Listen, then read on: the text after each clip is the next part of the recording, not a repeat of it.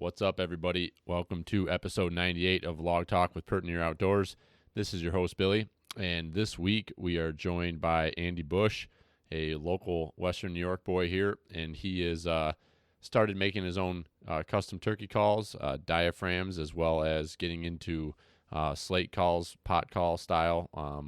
Pretty excited to start working with Andy and then continuing to support local people here in our upstate New York State area. So especially Wyoming County, we got to stay strong.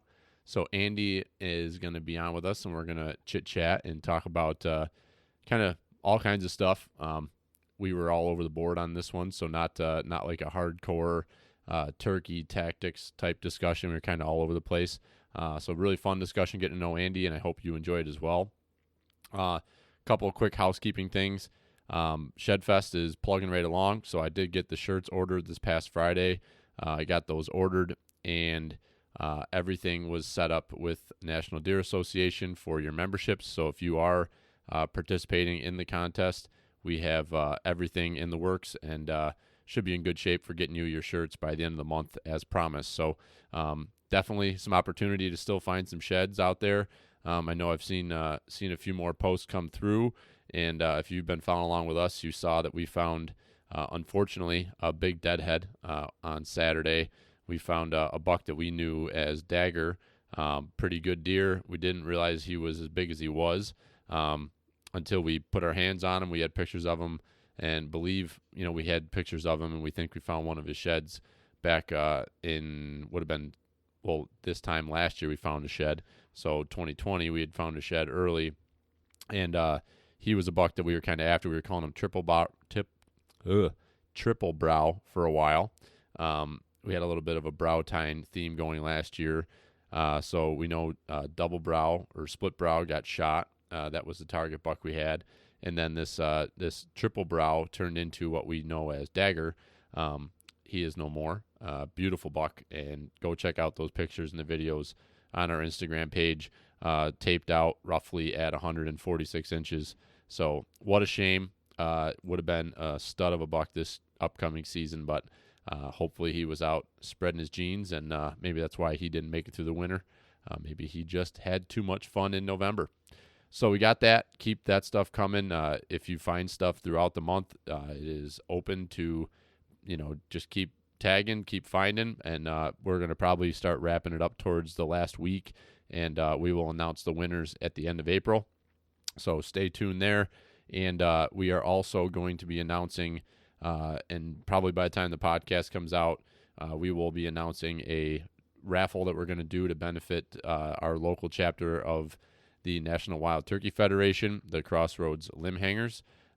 We were able to work with them and get a whole bunch of stuff to raffle off. So this is going to be a real quick hitter here. We're going to do a couple week raffle ticket selling on our website. So you just go on, buy a raffle ticket, and that will give you an entry. You can buy as many as you want, and it's just going to be 100% of that donation goes straight to the National Wild Turkey Federation, to our local chapter. We're going to cut them a check at the end and give that directly to them. So it's awesome to support that and support them locally, but you can participate from anywhere. Our plan is to get this stuff all put together. We're going to run the raffle probably up and through the beginning of the last week of the month, and then we will draw and get everything shipped out before the end of the month, so that come May 1st, when just about everybody's ready to hit the turkey woods, you will have your new winnings, which will be, we have a lot of turkey calls. We got a couple turkey vests, a backpack. We got some memberships to some GPS apps,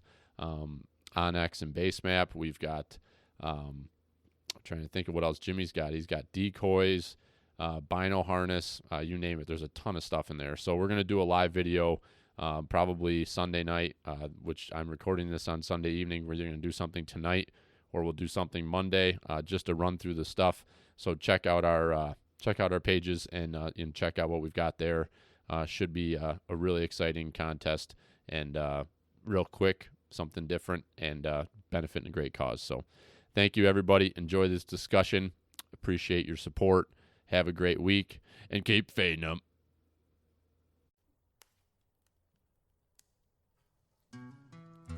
Hello. Yeah. That's your Yeah. name. Squirrel's got me. Big Jim. Yeah. Really, really, really, really cold and fun. Cold and fun. Cold and fun. That's good that you think that of it, because that's what deer hunting typically is cold and fun. Yesterday morning, I'm glassing up on the pass, and I see these deer moving, and I'm like, ooh, there's deer moving. All of a sudden, I just see this person just head down, just hauling ass, wearing shorts and a t-shirt with a pack on. And I'm like, is that Tard? My dad always talks about floating through the woods like the autumn breeze. So Robert's When you're the ghost, and 275 what's Tard? pounds, I don't know how you do that, but The Freightliner? It's just like a creeper. You're just kind of up in the corner watching what's going on down there. yeah. You know? He's like, He's up there slapping it, pissing all over everything. is it warm yet? How did you know the name of the actor? That's I know. Why'd you say his name? Hervé Villagers. Remember this? You know what pert near means. If you know what pert near means and you live in America, you're a redneck too. Welcome to the Log Talk Podcast, brought to you by Pert Near Outdoors.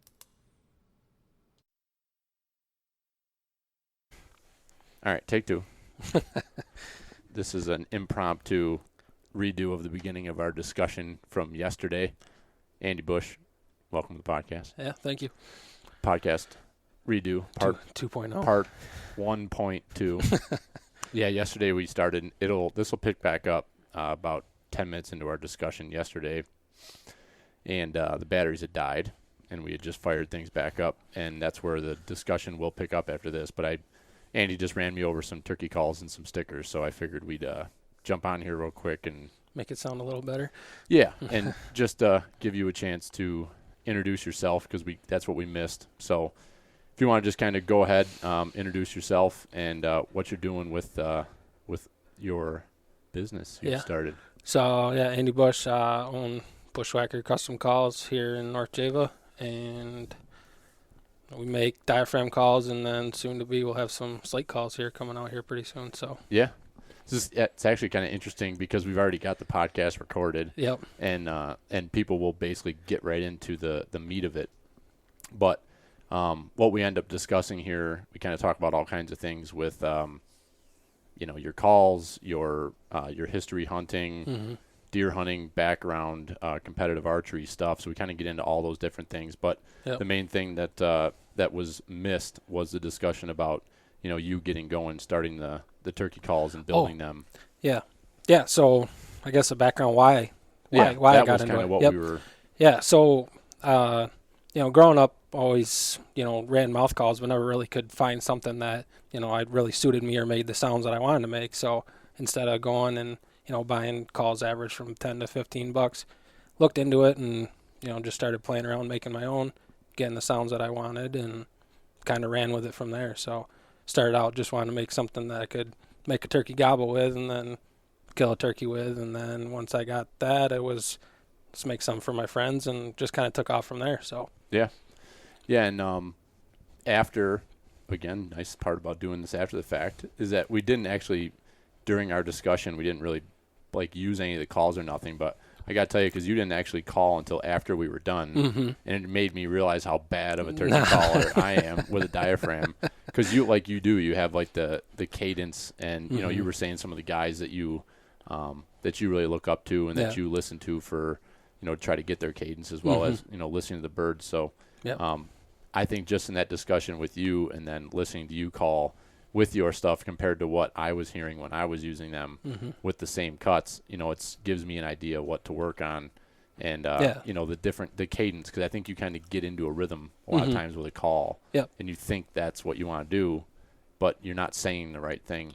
Yeah, and then I think a lot of people, especially with diaphragm calls, they just get that normal, just that yep, and it's just that yep every time, where a real hen, she'll cut and she'll pause, where she'll have like a yelp pause and then go back into the yelp. So that's a big thing. It might kill more turkeys for some people, is instead of just that, go out there and just them series of yelps, break it up, pause it, stretch it out. Because a lot of times hens, we sound better than hens sometimes. So, but they got different rhythms and how they talk. It's like us talking, we're just not just a constant word after word. We got pauses and everything. So Sure. Yes. yeah, Mhm. likes. Yeah, likes. Yeah, for sure.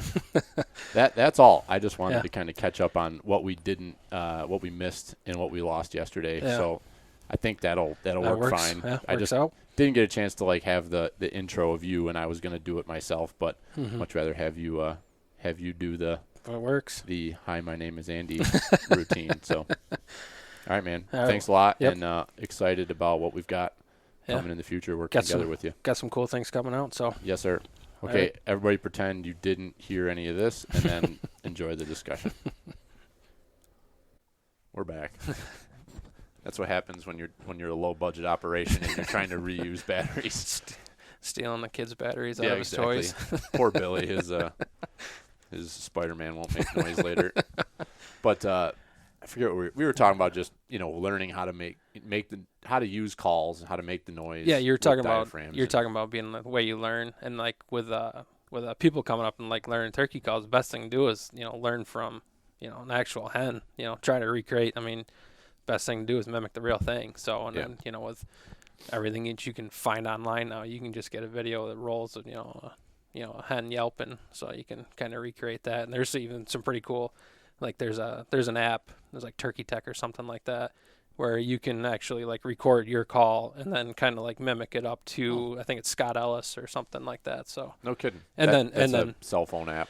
yeah, I think I got it on my phone, but it's something cool to play with because you can like actually because the hardest part is like what people hear like when you're running the call is not actually like perceived like when you're talking when you get recorded you're like I sound kind of goofy. Sound like an idiot. Yeah. So with that same thing with turkey call, you hear it coming out, but it's just not kind of like the same thing. So when you actually can record it, and then you can kind of like play that against like the real hen, and you're like, all right, you can kind of mimic it or change the tone a little bit. So Yeah. so that's the biggest tip for like someone to learn is just get acquainted with the real thing. Yeah. No, that's good advice because we talk about our situations growing up where we had fathers or grandfathers, people that were starting us out. For all you and I know is, literally we were around this stuff since we were born, so it comes fairly second nature. Yeah. But if you're somebody that's getting into this stuff new, not everybody has a direct mentor that they can just lean on to learn those things. Yeah. So there's, obviously there's tons of resources out there, but some of the stuff becomes like just overwhelming, So I think that's really simple, basic guidance is like just go on YouTube and listen to a hen calling. Yeah. There's a lot of good even on YouTube. There's a lot of good I say shows, I guess.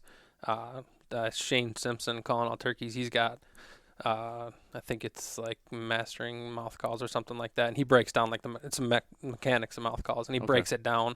So there's a lot of good information and how to run that air over your tongue and everything. So yeah. Oh, that's cool. And I guess I've never looked into it because I know when I learned to use the bugle and getting ready to go elk hunting, I was watching YouTube videos and it really was very informative and very helpful. It was basic. Corey Jacobson was the person I was listening to learn that, and very easy to understand, to follow along. And is that hard to run? Bugle? So it depends on who you ask. I thought it sounded pretty good. I thought I was decent. I didn't call in any elk. Yeah. And actually the area where we were hunting, that year it was 2019 when we went out there, there was no talking. The elk were not, and they were in there. We were seeing them on a daily basis, but they were not bugling. They weren't talking. So we really didn't call it. We called a few times over that 7-day period, but nothing. Yeah. No interaction. So it was hard to, I practiced a ton here. I can tell you that that my bugling at least gets coyotes to respond and I've never heard a coyote howl like this. There was an evening Brian and I were over at the farm. We were getting ready for the hunt over during the summer, and we would go over and shoot 2-3 nights a week. Just shoot our muzzleloaders once or twice. And then we'd be over there and I'd be blowing my bugle and working on my calling, and it was like probably 15 minutes before dark, and I hit my bugle and this coyote lit up in the woods, and it was like, it was hair raising. It was like, holy shit, I've never heard, we've all heard coyotes howl, but I've never heard that aggressive tone. Like, Yeah. and I guess when you really think about it, like that bugle is very similar Yeah. to a coyote howl. You know, Yeah, it's probably hitting the same frequencies and pitch ranges as Yeah. something they're used to. You know, I was thinking it's probably a good locator call for turkeys. You ever run oh, that? I'm sure you could blow on that and Yeah. get a bird to Yeah. respond. Yeah. I think Brian Gottfried, because he's big into going out west and hunting elk, I'm pretty sure he's done that before. Yeah. You know, just dicking around, just seeing Mm-hmm. if they'll respond to it or not. But I think that it was easier for me to pick up using the diaphragm call in the bugle tube because of my comfort with the diaphragm call. I think it was easier for me to learn that and pick it up. But it's a different the way that you're blowing the air across the call, it's a different method. Yeah. Really, the mechanics of it is a little bit different as far as how you're trying to like press, like raise the tension up on the call in order to get that woo. Like, it's just a different pressure on the call. But it was a lot of fun. Like, I kind of am like looking at the tube right now and I'm like, man, I kind of like miss that Yeah. like practice. Like, that was a lot of fun to practice. I mean, I was driving around in my truck and blowing that thing all over the place. That'll be the next thing I'll have to get into elk calls. Yeah. I can't imagine there's that much of a difference in the actual. Yeah, it's probably just different stretches and stuff like that. Is Yeah. there cuts to them, like in an elk Yeah. call? Yeah, you can get. They're not quite as aggressive, but Yeah. there is a few different. I want to say it was like small little U's maybe. I have Yeah. some in the freezer upstairs, but Yeah. is that good to store your Yeah, that's calls where- in the freezer? Yeah. Yeah. We can do call maintenance. Yeah. Yeah. After you use them, I mean, your mouth's full of germs, so you want to rinse off that call. And then I like freezer. It just keeps the reeds good. Yeah. And then storing, I've got calls in there that have ran for 2 years now. And as long as you keep them, just don't leave them out. Like a lot of people like to call in their trucks and you got a They get nice, real hot. 70, 80 degree day and you're just toasting them reeds. So, yeah. Hot and humid. Yeah. The So rinse them. what about my Uncle Mike drinks approximately 1.5 gallons of Mountain Dew a day. Yeah, sugar's the worst So for 'em. sugar's probably not Yeah, good for sugar, calls. chewing tobacco. Yeah, definitely want to rinse them off. Yeah, Yeah, all those things. yeah. Those boxes are all checked. My Uncle Mike is funny because he has a flip phone, like no social media, has zero interest in the podcast that we're doing and stuff. Like he's just an outdoorsman. Yeah. And wants nothing to do with like the present age stuff. But we were joking the other day. I don't know if it was Danny or somebody's like, if your Uncle Mike only knew that he could literally, like he could be a sponsored athlete by Mountain Dew. Like 5 years ago, you would never expect a Mountain Dew would be like into conservation, which I think that's kind of interesting. I don't, that's a whole nother discussion. I wonder what their motives are there. Like if they really are all about it, or if they just see that it's a market that they could tap into. It's just money. I think it's just money, and Yeah. that's what Danny was saying too. He's like, I think they're just realizing that this is an untapped market that other companies are not focusing on. And Yeah, that's like what do you got? Monster's now on the realm of hunting with Really? Pigman. Yeah, with who? Pigman. Oh, really? Yeah, Yeah. yeah. Pigman's bringing over Monster into the hunting world. So I'll tell you what I'm thinking about. I'm not gonna say it on here, but I don't feel like I want to reach out to these guys. Have you heard of this stuff? No, I'm looking for. So it's an alternative to tobacco. Yeah, And I like coffee. yeah, because I'm fresh off the real stuff. So Yeah. yeah. Well, my dad and my brother both dip, and it's just a bad habit. I've you never done it. Oh, you never did it? Oh, that's why I thought I saw it over there. I was like, oh, you're a ball player, so Well, I was, and Yeah. but I like I'm a good boy. Other than the old alcohol is my crutch. yeah, But I dipped. Probably the reason why I never really got going with it was because I had a really bad experience the first time I tried it. And I'll never forget, dude, we were in high school, and I'm with my buddy Chris and Jake, and I don't think Jimmy was with us, but Chris was like a bad boy in high school, and now he's like freaking Mr. Perfect, singing in the church choir. Yeah, exactly. and we're driving. Chris is like, he's like, yeah, let's go get some. I think we were drinking we were chewing like this. They weren't even it's not even chew. We were like this snooze pouches. The pouches, yeah. Yeah. Like, oh man, yeah, you got to get that. And him and Jake are like, you got to suck on it as hard as you can. And then and this is the first time I'd ever done anything with nicotine, tobacco. And so they take us, and we're driving this Boughton Hill Road in Huntay Falls, and it's this windy, turny, up and down, and I'm like sucking on that pouch, and it hit me so hard, and I'm like, oh, Yep. oh, and I was like, All the color's gone out of your face. I don't think I Ralphed, but I felt like I needed to. So it's probably, part of the reason why I had a bad first experience, so I never stuck with it. Yeah. But yeah, I've never, No, it's good. It's smoking. bad for you anyway. Yeah, so smoking, chewing tobacco, never been into it. yeah. I'm like the health Yeah. individual in my family. Running all the time. Yeah, if you look at the guys in our group, I am the only one that has a gym membership. I'm the only one that does physical activity. And everybody's like, "Oh, my knees hurt, my back hurts." It's like, maybe if you took care of yourself, like you wouldn't have these issues, But that's what I'm here for. Yeah. It's good to know that the maintenance on the turkey call into things. I think that's something that you can buy these things, and they kind of can be somewhat seen as like a disposable purchase because they're not super expensive, but they will last you a few years if you take good care of them and keep them in good condition. Yeah, if you keep them good, and I mean, it's, you can also blow them out too. Like if you call a lot on them, you can really blow them out too. So, but I mean, you can get a couple years out of them, and the nice thing is they're not crazy. They are disposable, so they're not crazy in price, but they are disposable versus some of the other hunting gear that you got to buy. It's definitely disposable. Yeah, no doubt. Like bullets now. Yeah, good luck finding them. Are you? I mean, I haven't found any turkey ammo. I lucked out. My dad found 2 boxes of runnings. Like this was early. It might even been wintertime. Yeah. And it definitely was wintertime because I was out shooting, and what do you shoot? Well, the winter league I was shooting. No, gun wise. Bullets and that. So I shoot the Longbeard XRs. Yeah. Number 5s, 3.5 inch. 3.5s. Yeah, because they don't. Do you want some 3.5? Because they don't make 4s. Absolutely. What do you got? Look at those. I know a guy that would. Yeah. So yeah. This is the second time I've done this. I keep thinking that I've got a 3.5 inch gun. Oh. And I don't. These are like worth gold. Are they? Yeah. Guess how much I paid for them? Let's see. What are they? So they're not the Nitro. So they're Remington. I don't think they weren't 20. That's for sure. They're probably $10. Yeah.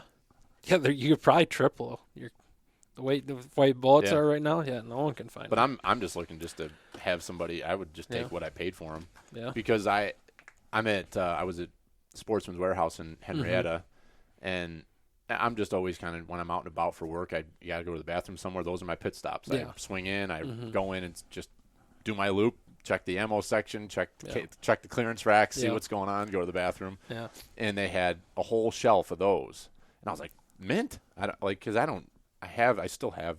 I shoot. I think it's Longbeard XRs or Nitros. I think it's Nitros. Yeah.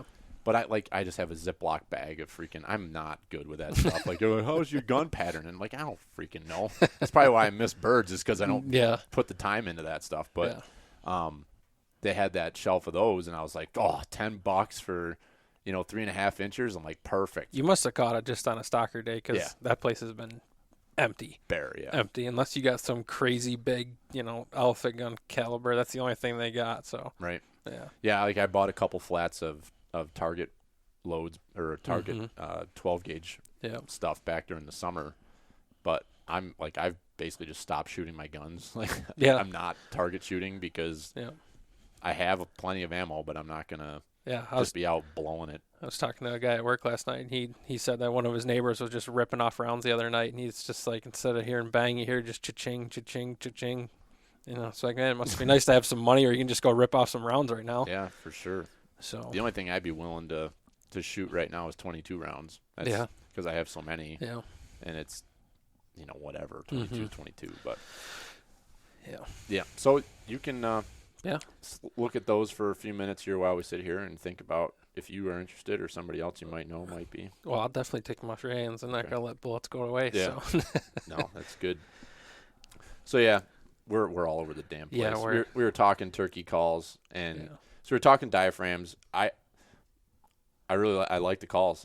That's good. I find it easy. That's my judgment call, but on how easy it is for me to just make the noises that I'm trying to make. But one of the things that I've learned over the last year I was more like, I was focused more on turkey hunting because I was out of work and probably like a lot of people. Mm-hmm. And I think a big mistake people make, including myself, is that just call too much.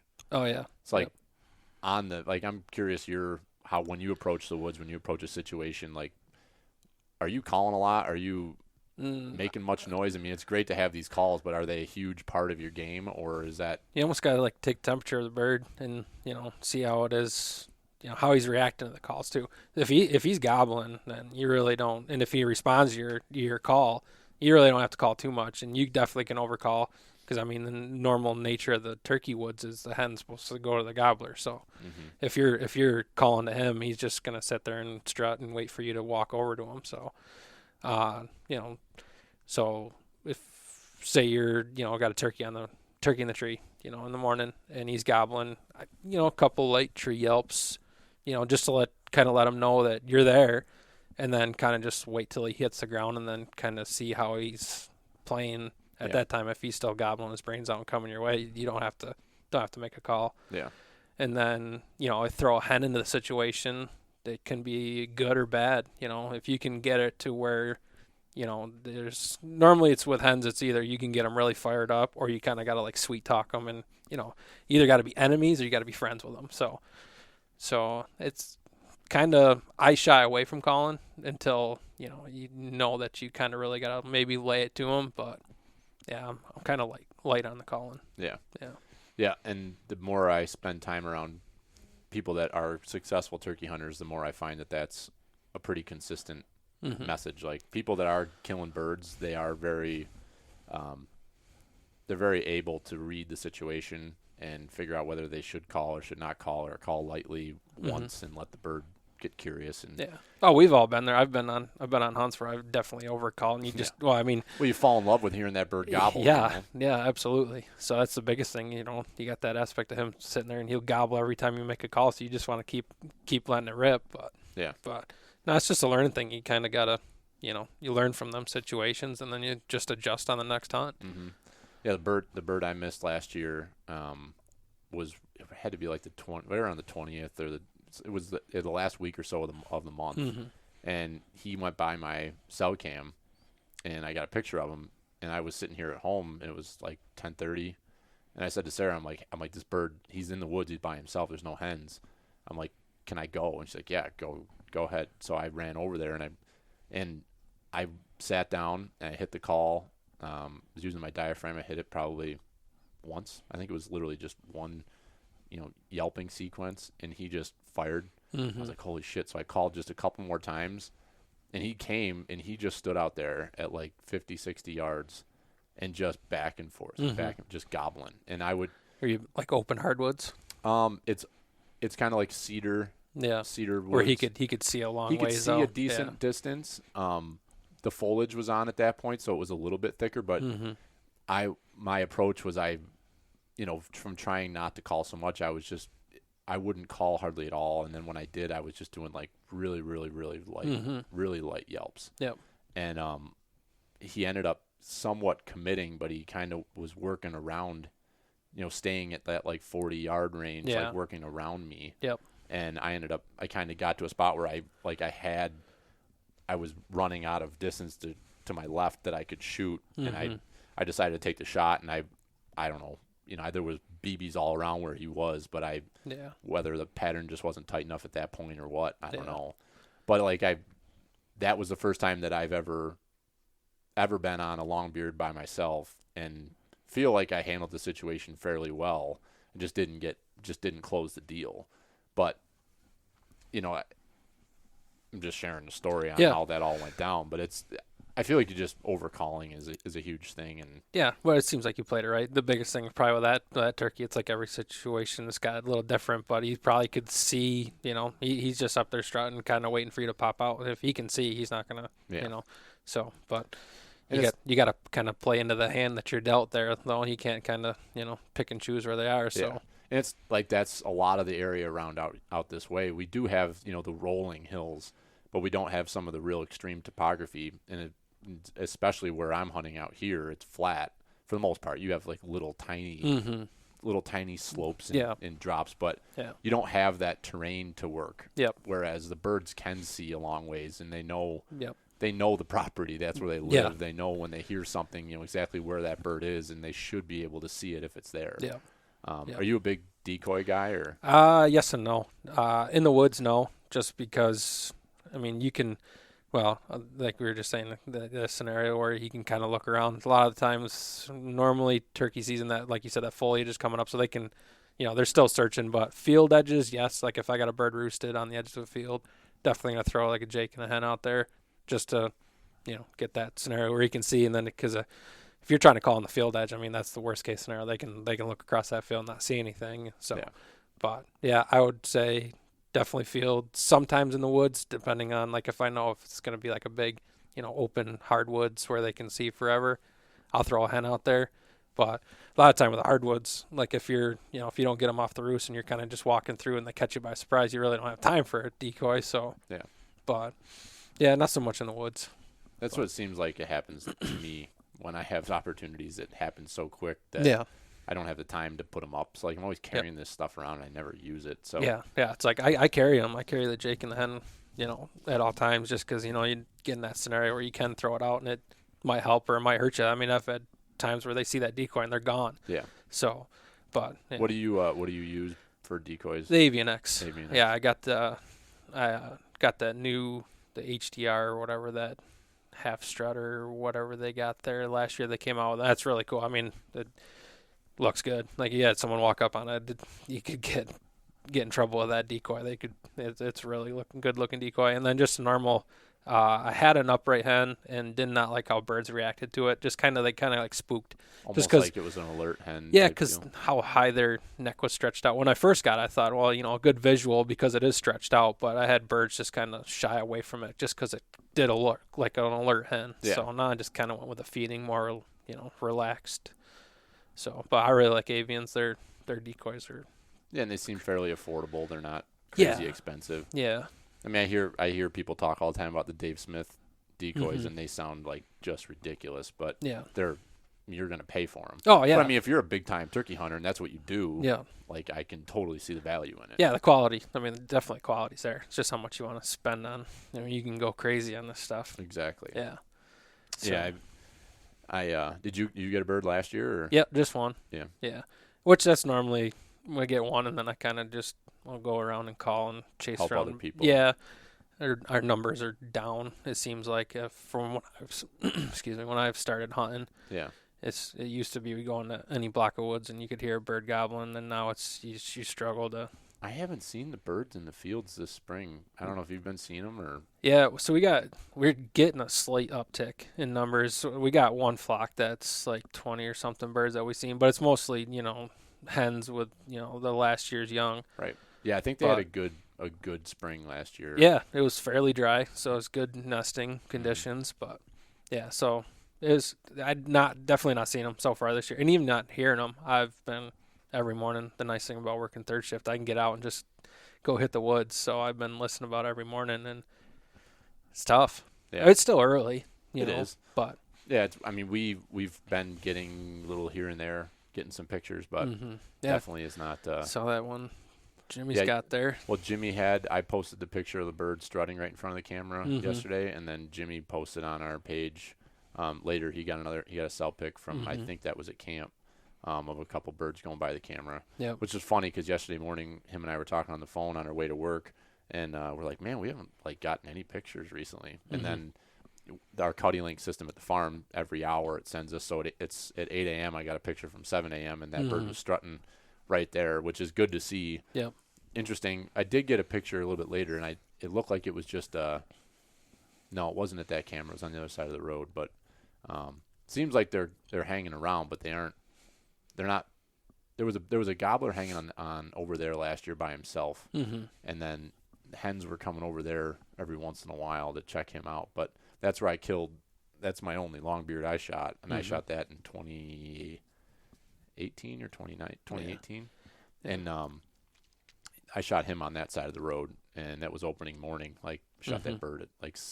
One of them slam it was dunk, early, yeah. slam dunk easy hunts. Yeah, Brian just called him right into my lap, and that was a really fun hunt because that bird was going nuts right on the limb, and then he kind of shut up when he came down, so we made a move towards him, and Brian's Brian's just got that little cluck box. Yeah, that push call. I mean, Yep. he's a very successful turkey hunter, Mhm. and that's all he uses. Yeah. And he gets it, but and a lot of it's probably because he doesn't call that much. Yeah. He just does the cluck, cluck, cluck, cluck, Yep. and that's it. Yep. And he gets birds in consistently. Yeah. What's the story on your bird from last year? So I was hunting a bird that got under my skin. My dad had missed him. I think it was opening weekend at least. So he had missed this bird, and so I kind of being able to, go. That's another nice thing about hunting or working on third shift is I can hunt every You can day get out of after. work Yeah, and- yeah. So I was after this bird every day, and he loved to gobble. So there was knew where he was every day. Just he would come in, kind of like hang up 70, 60, 50, and then he'd just kind of wander off. And there was some jakes running around in there, and they kind of started bullying him around a little bit. But so the one morning I was in there, and I think I got a little bit too close. I kind of got aggressive on him because I knew when he was coming down, he was kind of sticking to this one ridge and just strutting on it. So I pushed a little too close, and the jakes were roosted right there next to him, which they weren't normally. They were kind of roosted on different ends of block, but that just for some reason that day they were roosted together. So I ended up blowing the jakes out of the tree, kind of made him a little squirrely. So I had left that morning, and so I'm kind of walking. There's just logging roads trying to get out into where my truck was out in the field, and I'm walking out. I'm on the phone with my dad, telling him the story of the hunt in the morning, and just hung up the phone. And I'm like, I ought to make one more call because you never know. And then it's another spot where we can work birds. So I make a call, and there's bird gobbles out in the field, and I take a look, and he's 70 yards from my truck. So I'm like, this is kind of going to be tough to try to get him back in from where he's at. And he was up on this high ridge, and I don't know how he saw me because I just cut across like this little old overgrown like CRP buckwheat field type deal. So Yeah. So kind of got down and worked him for a little bit, and it was one of the things where I just had to go quiet. He was another one that liked to gobble. It was just that area I was only working that was just had that one long beard, so he must have just been a runner that came in, but he just stayed up there and gobbled forever, and then finally just curiosity killed him. He come drop strut and You were marched just dead silent. And yeah, so I made a couple calls to get him excited, and he just to kind of just checking his temperature, like I said, and I knew that if I kept calling, he was just going to stay out there and strut. So I just kind of went silent, and he kind of just pretty much come looking for me, which that's another tactic that I feel like is that once they kind of, if you get them excited, and then they kind of like, where'd you go type of deal. So yeah. yeah, It's funny when you think about it, but it's very it's Yeah. simple. When Yeah. when your old lady gets you excited and then she walks Exactly. away, you go chasing after her. Exactly. Like, it's the same deal. Yep. Yeah. So if you can talk to them in the right talk, and then kind of go quiet on them, I think it kind of gets the better of them, and they come searching. So yeah, he come drop strut and marched in the woods like 12 yards, and that was it. Kapow. Yeah, that 3.5 was inches. 3.5 in the face. Yeah. So yeah, and that was my biggest spurred bird. I think it was over inch and a quarter spurs. Nice. So yeah, but light bird, 17 pounds for 11-inch beard and inch and a quarter. He must have just been running chasing hen tail all spring. So Yeah, sharpening them spurs. Yeah. Yeah, it's like, and I totally get it. Like, that's why, in a way, I don't want to catch the turkey bug because I don't need another obsession that I'm like totally in. But when you hear people talk about like getting on a bird and they're chasing that bird for like a significant period of time, it's no different than being after a buck. Yeah. You just get Yep. like addicted to it. But Yep. it's all, like you said too, it's even better because they're talking to you. You know they're there. You hear it. It's not like, well, maybe on this wind this deer will do this thing. It's like, no, that bird's roosted in that tree. He's gobbling right now, and now I have to figure out how to get in on him. Yeah. Make it happen. Yeah, it's like a chess match with him. Yeah. And that was like with that one bird that I originally started chasing. We never did kill him. We had one chance where I kind of messed it up for my dad. It was after I already killed that one, and we actually got him to come. He was like 30 yards, but he kind of dipped into it. There was like a little ravine in front of us. So he kind of turned and kind of knew the gig was up and started putting and turned. And I had my gun across my lap because I wasn't going to shoot, and it's just a stupid move. I should have had it up. And Yeah. so when he turned, I kind of threw the gun up, and he just took 2 steps and was airborne. So, but yeah, so I just like that. They kind of get under your skin. So for me, if I can get on a bird and if I don't kill him, he's going to get chased around for a whole month of May. Yeah, he's got it coming. Yeah. Slate call. Slate call. So Yeah. you got out of the truck this morning and, Yeah. and you had a little something in your hand. Yeah, I had a little surprise. So yeah, diaphragms were fun, but I just wanted to start playing with something else. So I was like, oh, start with a slate call. Add some weapons to the artillery. So yeah, so this it's been quite the learning. Because with slate calls you got different variations. So this one that we got in front of us, it's a crystal scratching surface with a aluminum soundboard, and then some crazy cool looking wood. So how does that work? Do you buy the pots and then Yeah. what do you call those? The pot or the So this is just a wood blank that I got a guy that can mill everything out. So that's kind of why I don't want to get into it quite yet. I just dabble in. It's because I want to be able to do, I want to be able to do the whole thing. So Right. Having someone else make the mill out everything on the actual pot. Yeah. So I got a guy that's doing the mill work, and then That's a nice piece of wood too. yeah, it's that Bacote or whatever however you pronounce that, but Sure. French or something. yeah, something real fancy and it looks cool. But yeah, so it was just another tester thing. I'd made 2 up for my cousin, and they kind of came out good. So I was like, oh, I kind of got to make some for me now. Yeah. So yeah, so that one's. I think that's what I'm gonna start probably do like a limited batch run for this year. Yeah. So I'd buy one off you. Yeah. I really like the way. I mean, Yeah. it's like very easy to use. yeah, it's like we were talking with the slate call. It's anyone can run a Yeah. slate call. You Could just give one to Bill Dan and let him yeah, rip just it, let you him know? rip around. Yeah, that'll make the wife real happy. Hey, he's got the grunt call. I had an extra grunt tube, Yeah, and he runs around with that, and every once in a while he'll get all excited and start blowing his Yep. grunt tube. yeah, So yeah, it's a great way for new people to get started because the diaphragm is definitely a learning curve, mm-hmm. and it can be really frustrating. Where with this, it's it's your hands Yep. on a piece of Yep. material. Like you can Yep. very quickly learn how to use that. Yep. Yeah, and I think it's the best thing for kids too, getting them started, and they can easily make the sound. And I remember that was, because I never used to be able to run. I had a bad gag reflex with diaphragm call, so I always had to run a slate call until I learned how to, actually put the call in my mouth right or something. Yeah. where I wasn't gagging on You're it. trying to cover your windpipe. Yeah, I and blow guess like- guess you're not supposed to try to call out of your throat or something. right. So, but yeah, so with a kid, it's you give them the slate call and they could call on a turkey just as easy as you could, as long as they got the rhythm down. So Yeah. yeah, I'm definitely interested to see you continue with the development of that. And it's really Yeah. cool. Like I was talking with Jimmy yesterday, and he connected last spring with him and Nick Scott connected with a kid. I think they're going to have him on the podcast for next week. Perfect turkey calls. I don't know if you've seen, but he's not local. He's from somewhere down south. mm-hmm. But I don't really know a whole lot about him. But he made a call for Nick and a call for Jimmy last year. I think he's got. I think I've seen that when I was looking into call bill, and I think they got like these weird little different style jigs too. Maybe. Yeah, I think they do. But I mean, Yeah. he's a guy just like you. He's just Mm-hmm. starting out, Yeah, tinkering with it. I think I remember seeing that site too. They Yeah. got some cool little jigs that for entry level, because that's the biggest thing. Like it's not like I'm trying to make money off this. It's pretty simple to make a turkey call once you figure it out, and it's really there's not much to them. You're just stacking latex reeds on top of each other and smushing them between an aluminum frame or whatever they're made out of, and then you just tape them up. Yeah. So with those Seems simple. yeah, it is simple. Yeah, I'm sitting here. If I could sure, do it, I'm not the smartest guy in the world, but Yeah. if I could do it, so. But no, so like them, I'm pretty sure he's got a jig, and it's for kind of like them home. It's just like a little home brew, make your own, dabble with it, and Yeah.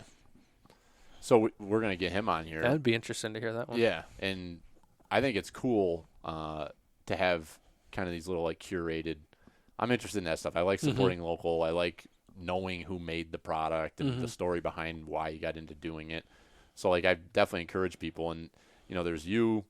There's probably a few other people locally. I mean, we're unique too because we have Quaker Boy, one of the biggest companies in the world for turkey calls and game calls right here in our backyard. Yep. So it's kind of a cool little area, but to have somebody like yourself, and there's the cartel calls out of Rochester. Blackjack. Yeah. Where's Blackjack? Blackjack, he's Rochester as well Is too. he? That way, yeah. So it's like cool that you could just say, "Hey, Andy, whip me up some calls." You Yeah. know?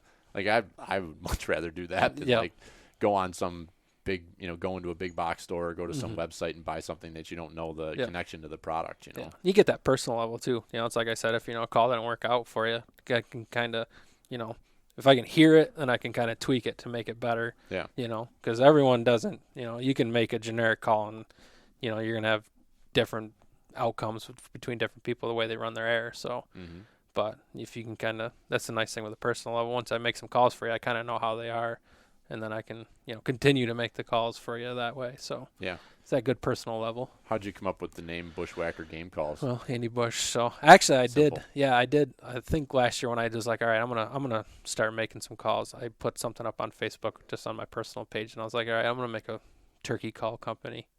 Whoever gives me the best name, I'm gonna make you a pack of calls. So I think it was Angela Blair.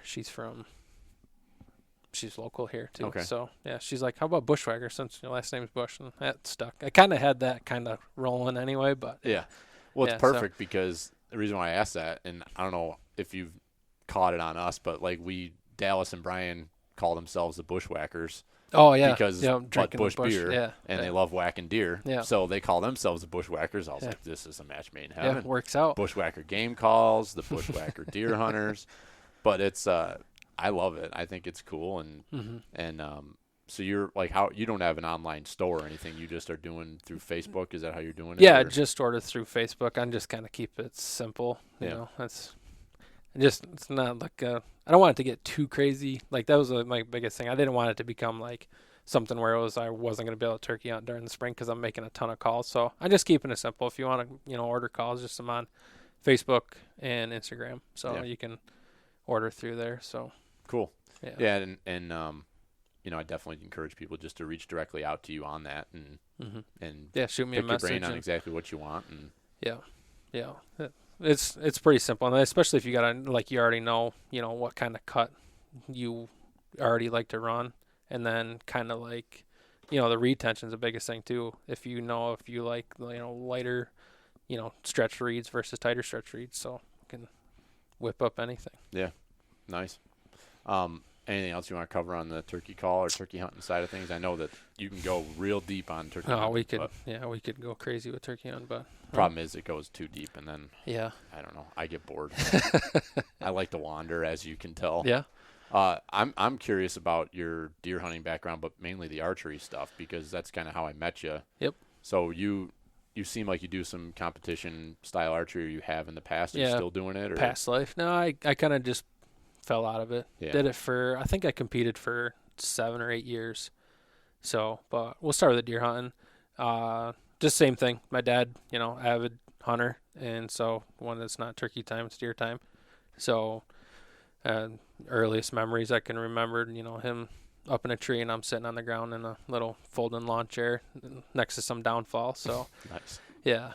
But, so that's the deer hunting background, and it's doesn't get me crazy like turkey hunting does, but I mean, we used to chase around a lot of big bucks, so that kind of help pursue it. And we're trying to do that now, like same thing you guys are doing with, land management and stuff like that. We're trying to get deer, so that way it's not like a struggle to go out there and, I love killing does. I could care less if I shot a buck, because the only way I'm shooting a buck is if it's got to be, something that gets you really going. Yeah. So I love killing does. I love hearing that. Yeah. and that's something I've been thinking about recently, is like we don't talk about like just like doe hunting enough. Because I'm right with you. Like I freaking love Yep. shooting does. Yep. I just love it. Yep. And some of my most memorable hunts have been just shooting a doe. Mm-hmm. So I feel like to most especially new hunters, it's just getting out there and getting your first deer. Yep. And a lot of times it's just knowing like how to do it and where to go. And that may be shooting a doe. Mm-hmm. So it's just something that one of these days we're going to do a podcast just on doe hunting. Yeah. And just have a bunch of people on that love shooting does and I just tell love it. stories, Yeah, you know? yeah, definitely. And sometimes, it's not like it's an easy thing to do. Hell no. It's not like, oh, yep, today's a doe day. It's Yep. like there's no guarantee about nothing. Yeah, no. The last doe I killed last year, I had to shake my boots off because the snow was too loud. So I shook my boots off and snuck up barefoot just to get up a little closer with a muzzle loader. So yeah, Nice. but yeah, it's not always an easy thing just to kill does. So No. but It's fun, like especially if you start focusing, kind of like on the doe hunting topic. I think being a good doe hunter in a way can make you a better buck hunter, because if you're focused on where the does are all the time, guess what? Yep. That's where the bucks are going to be in that prime time of the year. Mm-hmm. They're going to be in the same place. Yep. So if you know where the does are hanging all year round, guess what? You're going to be in the You game know where eventually. to be the last week of October and into the first week or Yep. so of November. Yep. So there's a little pro tip for you. Yeah. Focus on your does, because that's going to lead you to the promised land. Yep. Come the rut. Just don't shoot those at that time, though. Yeah. Yeah. We right or wrong, we've been in the practice. I've almost every year since I've been with my wife and been hunting with her family, I shoot a doe at the farm in the first week and a half, and just get a kill under my belt. Yep. I'm comfortable. I have the confidence with my bow, and I don't know. I mean, maybe that doesn't benefit us, but it doesn't really seem to hurt us come the rut.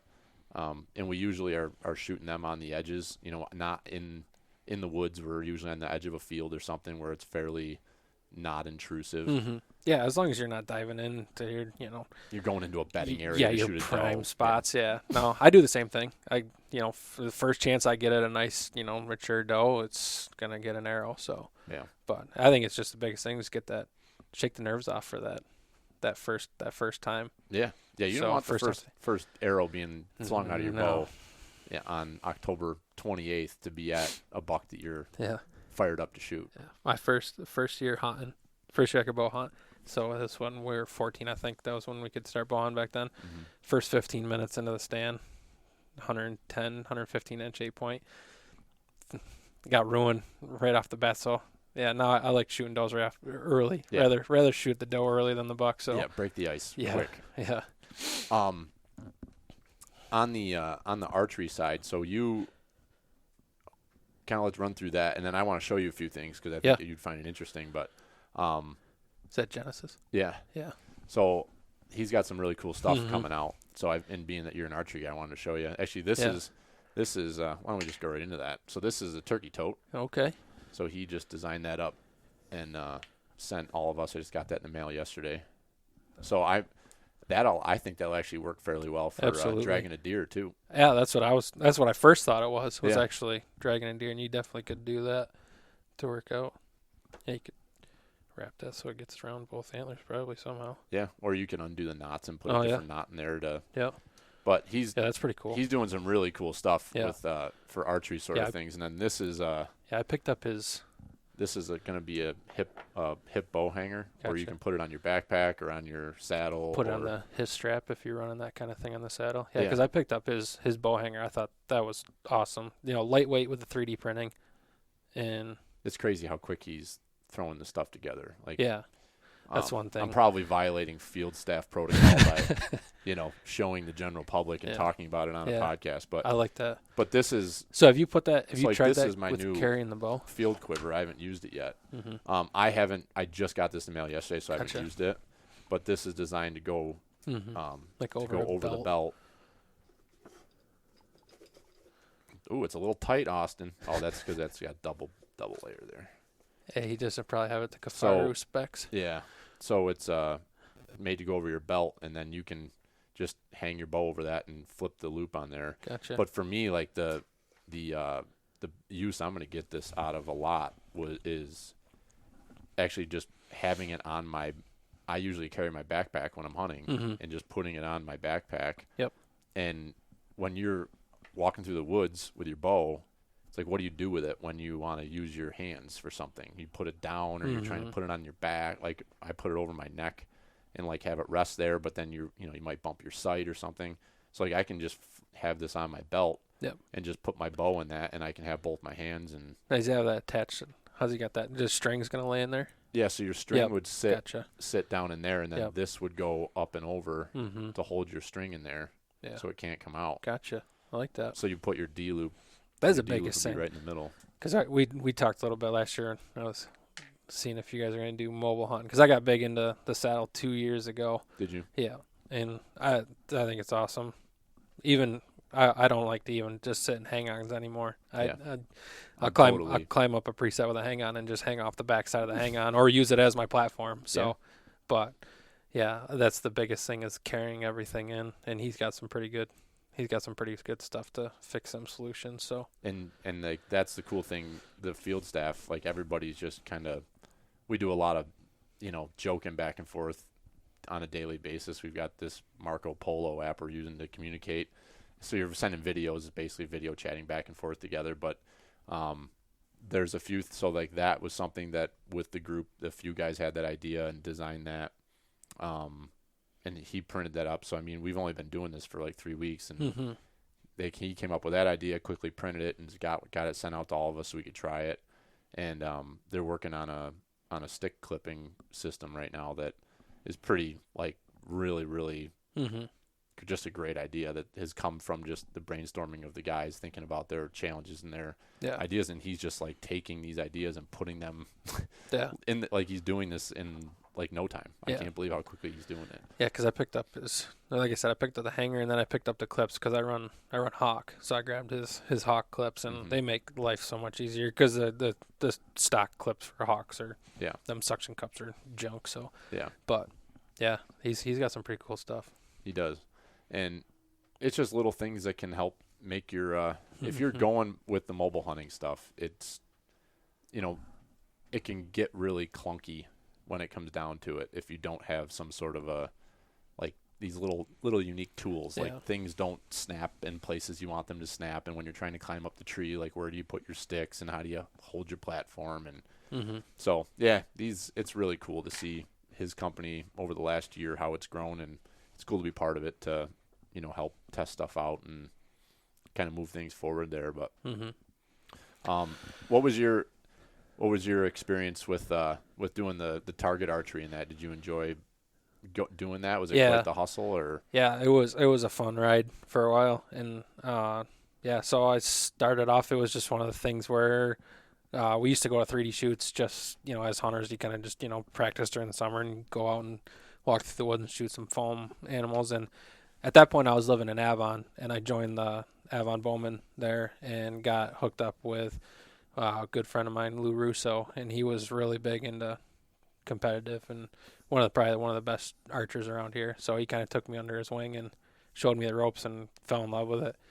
Just that competitive. I've always been a competitive. If I do something, I always want to try to win or be good at it. So, just kind of ran with it and took off. So, and it was a fun ride. Met a lot of the archery world, because before the archery world, I was did a lot of competitive fishing with my cousin. So, really? Yeah, it was just always just something to compete at. Something to compete at. So the competitive fishing world kind of sucked because you were fishing against everyone. You kind of were like, it was like you made enemies before you made friends, where the archery world, there was just nothing but friends. Really? You never ran into really any bad guys. I had one guy, 1 year at World Championship, and he was just kind of a dick. But well, you're going to get to that level, and there's going to be some people that are not going to be super nice. Yeah, so that was I like the 3D more than the paper. I did both of them. So I did like the indoor where you shoot 20 yards and you shoot at the 5 spot, and did the outside 3D, and I kind of took to that a little bit more. So, and that was fun, just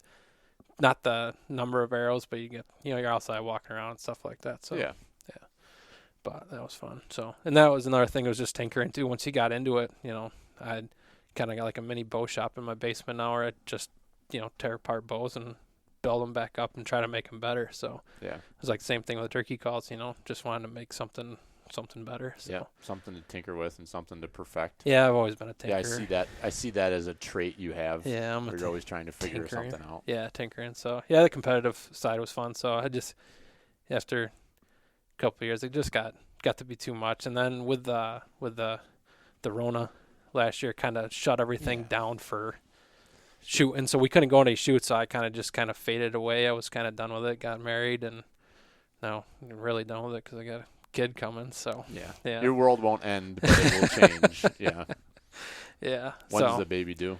September. Yeah. So I still like to shoot. Like, I was shooting every Sunday during the winter, just doing like one of the little backyard winter leagues.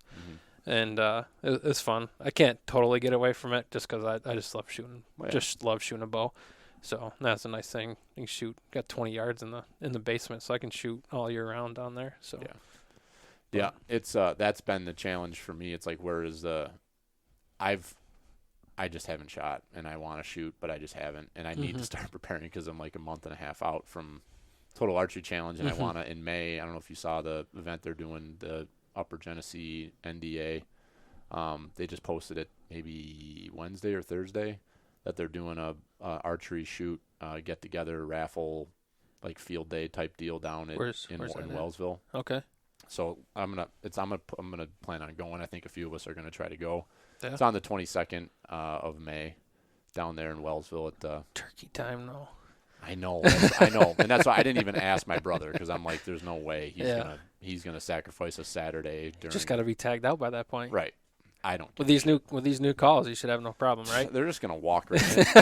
Yeah, I'm planning on being tagged out in the first 2 days.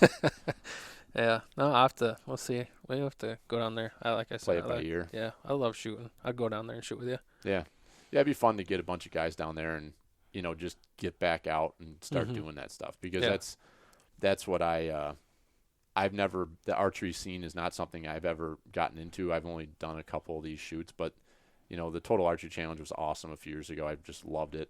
I've shot okay. I find it's good. Like I think it makes you a better hunter and just a better shot in the way that you feel like you go into those things totally prepared. And if you've never been, even though the Total Archery Challenge isn't a scored event and there's no, prizes or anything you're shooting for, like your nerves get you get an elevated heart rate because you're shooting around other people. Yep.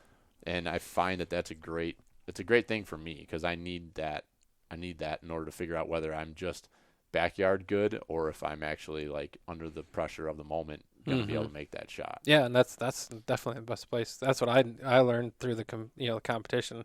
I got the privilege of shooting at some pretty high level stuff, not pro level but high level stuff, and you definitely learn how to control your heart rate when it's you're trying to hit tiny little X's. And so, but yeah, if once you figure out how to control your bow and your heart's racing, it makes it a lot easier in the tree stand. What's your tip for learning how to control yourself in those situations? Breathing, because a lot of people stop breathing. Really? Yeah. So when you stop breathing, the first thing that go is your eyes. So if if your eyes start fuzzing out and you can't see what you're aiming at, so it's breathing.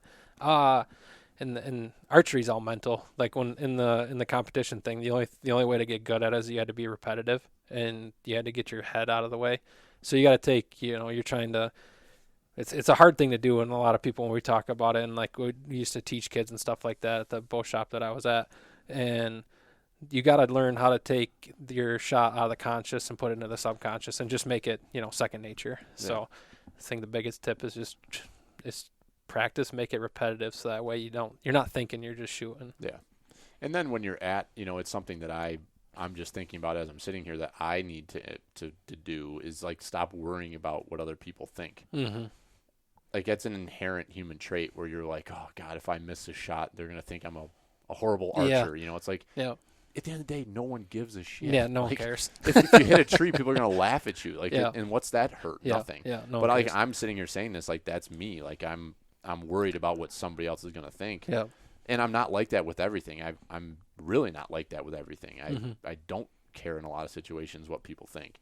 But for whatever reason, it's like a male bravado thing. You go to an archery course and you're like, you pull your gear out and it's all looking nice and you got all these good things. And then if you can't back it up, people are going to judge you. But it's like at the end of the day, who gives a shit? You're gonna leave and go home and your wife doesn't care whether you hit the target or your kids don't, you know. So like, what does it really matter? Yeah.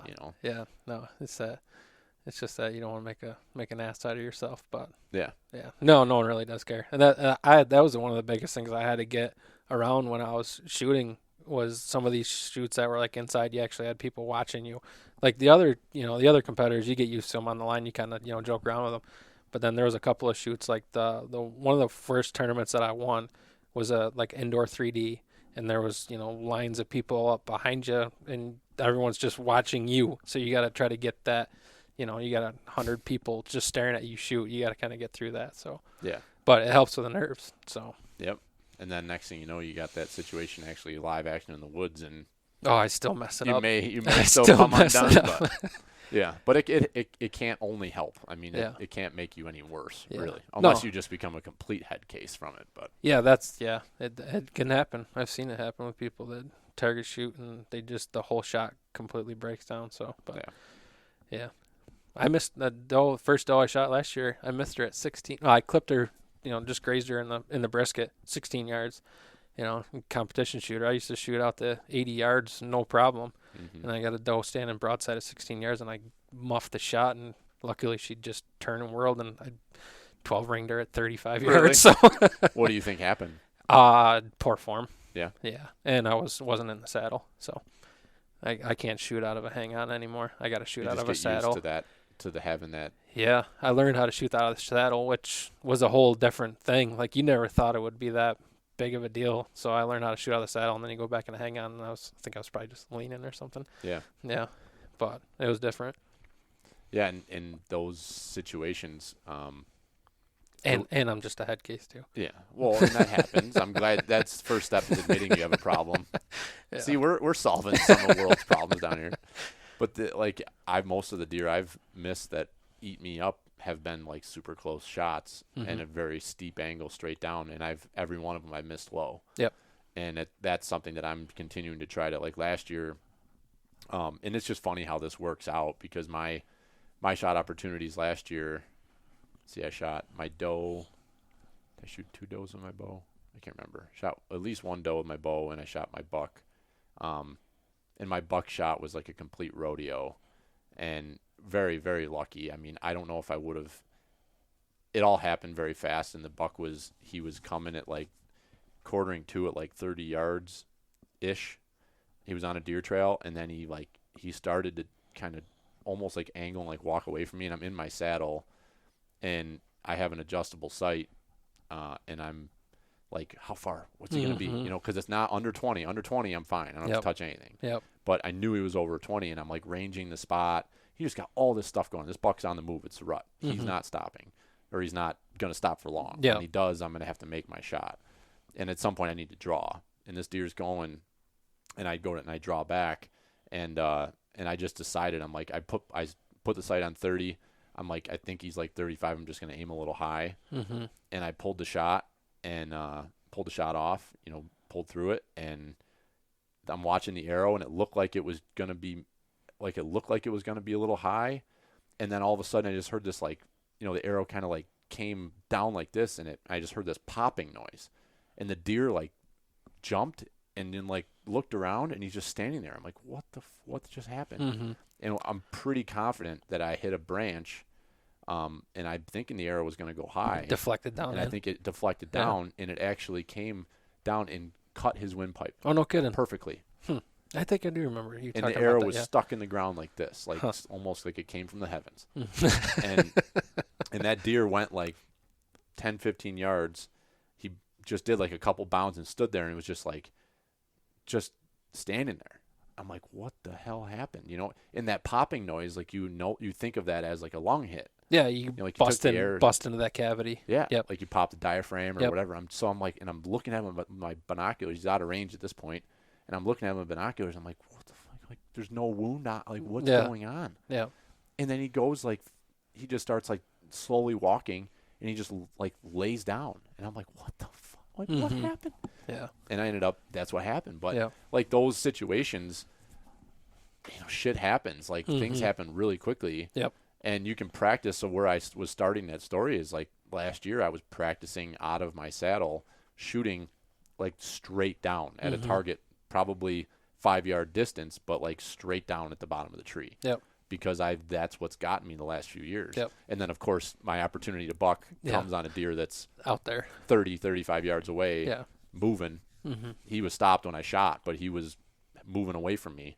And, this is just the way it goes. Yeah. And it worked out. I put the deer on the ground, but it's not the way I drew it up. It doesn't have to be perfect as long as it works. That's reality. Especially with archery equipment. It's Yeah. You don't know. And you can't cut all the shooting lanes, especially if you're hunting public. You're kind of set up, hands are hoping you're in tied. the right tree, and things are going to happen. But Yeah. good times. Anything else you want to? I think that's. I don't know unless you got anything else.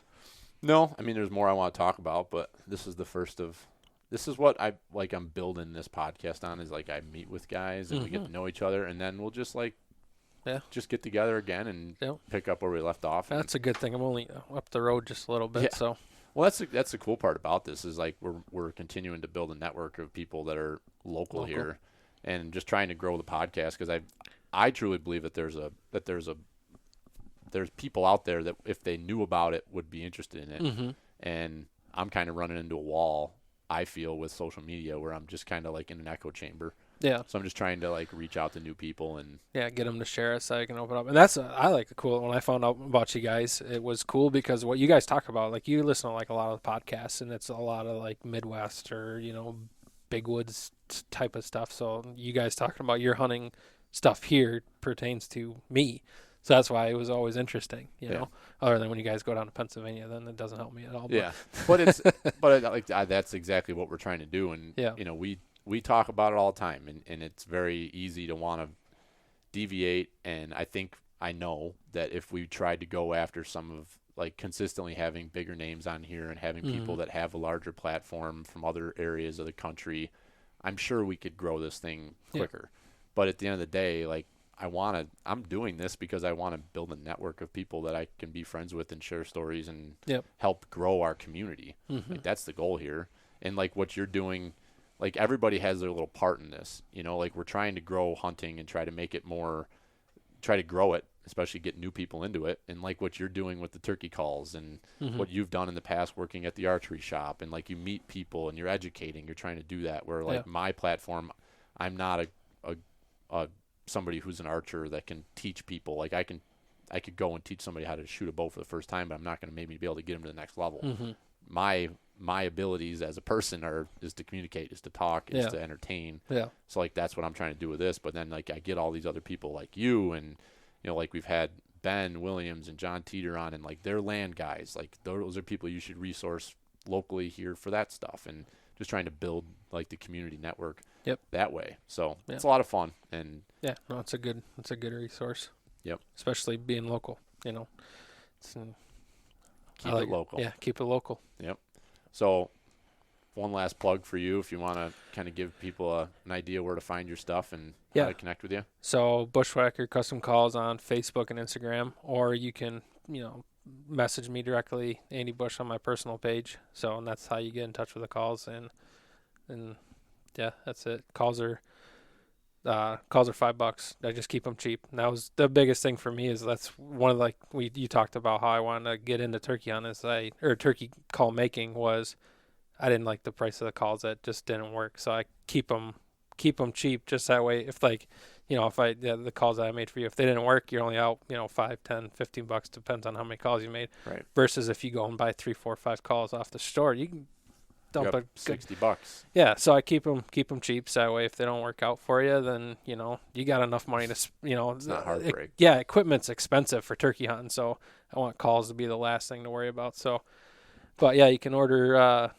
diaphragms on there, and then I'm not sure if I'm going to release slate calls this year, or it's going to be a next year thing. But if you follow me on the pages, I'll make up my mind eventually, I guess. Yeah, and we'll chat with you about this off air, but maybe opportunity to work together on some things and absolutely help be a channel for you to not have to. You can do the building, and maybe we can do the distributing. So, I build them, you call them and kill them. That's right. I like that. Bushwacker. Yeah. Bushwacker game calls. All right. Thank you for coming down into the Pert Near podcast studio. You're the first non-Pert-Near family staffer. member. You're a pro staffer. Pro staffer now? You're a pro staffer. Good. If you've been on the podcast, you're a pro staffer. Awesome. So congratulations. Thank you. You've absolutely made it in life. Thank you. Yeah, I like this down here. It's nice. Thanks. Yeah, if you can get past the smell of kitty litter. Yeah. Which is not too bad. No. It's a nice little abode. I figured you'd going after Joe Rogan, get your own little spaceship down here. I'm working on it. Yeah. I think I'm going to build a time capsule to take us to Neverland. Do you listen to him consistently? Yeah, he's one of my favorite ones. Did you hear the one that you just did the other day with Dan Crenshaw? Yeah. That was a really good podcast. Yep. But in the beginning, it was funny because Crenshaw is like he's like, I think the reason why you did this was to get Elon Musk to admit he's that an he's alien. an alien. Yeah. That was hilarious. Yeah. But, yeah, anybody out there who likes Joe Rogan, I like him a lot. There's a lot of And good info. A lot of good info, and it's all different perspectives on things, which is what I like. I think it's important in this world to be able to talk about stuff and hear other opinions, because a lot of times we're all just in the echo chamber of people we like and listen to. But if people, I don't know, I could be biased, but I think Dan Crenshaw he's a great leader and a great person. After the end of it, I was hoping when Joe asked him when he's running for president, I was waiting for him to say, "Oh yeah, 2024." Yeah, I don't know. I would like just to know their opinions on that, because I just think I don't know. I really like him. I'm excited about the future of politics, because there's some. Could you imagine good a people president with getting an into eye patch too? Yeah. Yeah. But like, there's some great. And I had this discussion with Leslie last week on the podcast, and I made a comment more in like the hunting industry, but in everything, there's a lot of very intelligent, very knowledgeable, worldly people coming out of the military now that have been in for a career and experienced a lot over the last 20 years plus, that can bring a lot of things to our country. That you're starting to see some of those people come into the business world, into politics. And I'm just optimistic that there's some good level-headed leaders there that are leaders and not just talking heads that have been career politicians, that we've got people that are actually like intelligent and understand what we have in this country and the freedoms that we have and that we shouldn't give away. And that's a big thing to me. So I'm excited about about what the future could bring there, and I have hope with people like Dan Crenshaw and our nation's government that they can help turn the tide and get people to realize that we all are people, and we should all respect each other and appreciate what we have, because we have a lot of good things. Yeah, I agree. All right, there's my sermon for the day. All right. Thank you, Andy Bush. Thank you, Billy. Yep. Take it easy, buddy. Thanks. Good luck. Shoot that Big Tom. Yeah, you too. All right.